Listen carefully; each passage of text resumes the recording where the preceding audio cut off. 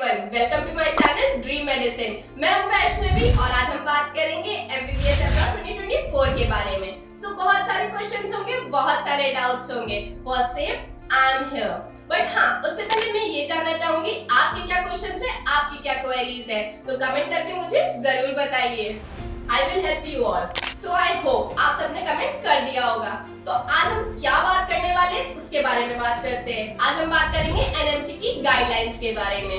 तो इससे पहले आप वीडियो को लाइक करिए और सब्सक्राइब करिए। तो सबसे पहले हम बात करेंगे एनएमसी गाइडलाइंस 2021 के बारे में।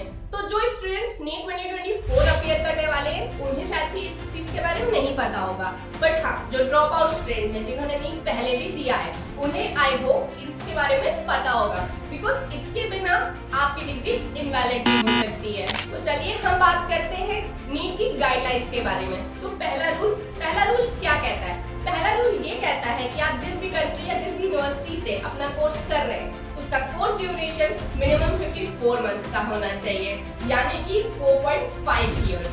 एंड हाँ, उसी के साथ आपको 1 साल की इंटर्नशिप भी करनी है। तो टोटल आपका ईयर हो गया 5.5 इयर्स का। तो मिनिमम आपका कोर्स ड्यूरेशन 5.5 इयर्स का होना ही चाहिए। तो बढ़ते हैं हम सेकंड रूल की तरफ। तो सेकंड रूल क्या कहता है? तो सेकंड रूल ये कहता है कि आपका जो पूरा का पूरा कोर्स है वो आपका इंग्लिश मीडियम होना चाहिए, ना ही बाइलिंगुअल होना चाहिए, ना ही किसी अदर लैंग्वेज में होना चाहिए।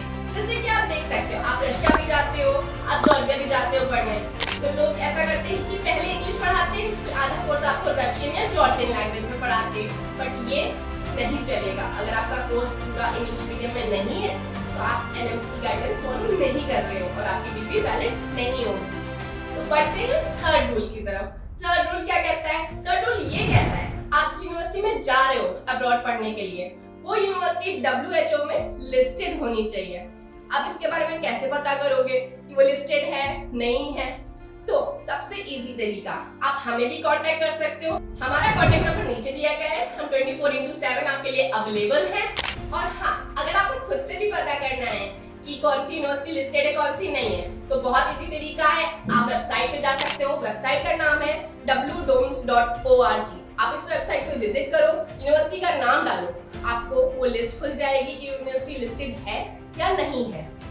अब चलते हैं फोर्थ रूल की तरफ, जो कि बहुत इंपॉर्टेंट रूल है। अब इसको आप देख सकते हो कि जैसे आप जिस यूनिवर्सिटी में गए हो या जिस कंट्री में गए हो पढ़ने के लिए, वहाँ का लाइसेंस होना आपके लिए बहुत ही जरूरी है। क्योंकि देखो, इंडिया में तो हम आएंगे, एग्जाम देंगे, हमें लाइसेंस मिलेगा। बट हाँ, जिस कंट्री में हम गए हैं पढ़ने के लिए वहाँ का भी लाइसेंस जरूरी है। पहले ये था कि पहले के जो बच्चे थे जो पढ़ के आ जाते थे इंडिया में, बट उनका जो लाइसेंस था उनको इंडिया में मिलता था और इंटर्नशिप वो इंडिया में करते थे। बट एनएमसी ने अब गाइडलाइंस चेंज कर चुकी है। अब आप जिस यूनिवर्सिटी में पढ़ने गए हो, फर्स्ट ऑफ ऑल आपको वहीं से इंटर्नशिप भी करना है 1 साल का, और प्लस उस कंट्री का आपको लाइसेंस भी लेना जरूरी है। बिना उसके आपकी डिग्री इंडिया में वैलिड नहीं है। तो ये है हमारी कुछ गाइडलाइंस जो कि एनएमसी के हैं और इसको फॉलो करना बहुत ही जरूरी है। तो इसको ध्यान में रखते हुए आप अपनी यूनिवर्सिटीज और अपनी कंट्रीज चूज करिए। प्लस अब हम पढ़ते हैं एनएमसी के कुछ क्विक अपडेट्स के बारे में। तो एनएमसी ने अपने कुछ क्विक अपडेट्स में ये कहा है कि जो नीट 2024 अपीयर करेंगे बच्चे वो नेक्स्ट का एग्जाम देंगे। मतलब कि अब जो इस बार 2024 में नीट का एग्जाम देंगे वो एमबीबीएस के बैच 2024 में जाएंगे।